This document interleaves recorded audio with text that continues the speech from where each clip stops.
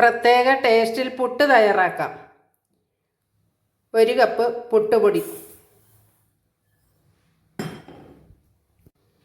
തരിയുള്ള എലൈറ്റിൻ്റെ പുട്ടുപൊടിയാണ്.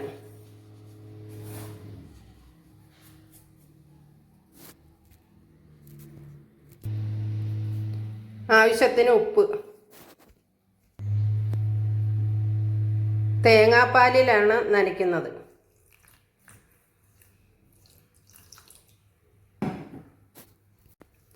നനച്ചെടുക്കാം. നനച്ചെടുത്തു.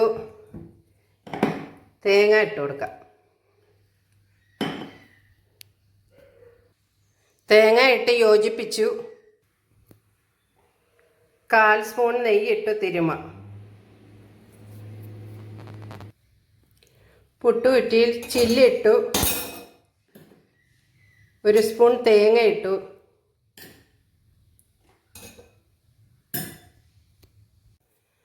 നനച്ച പൊടി ഇടാം.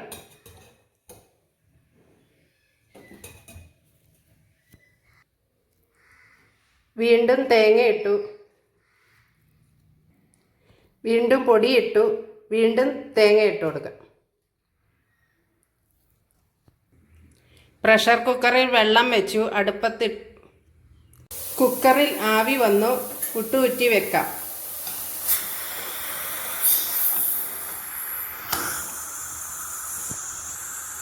ആവിയിൽ പുഴുങ്ങിയെടുക്കാം.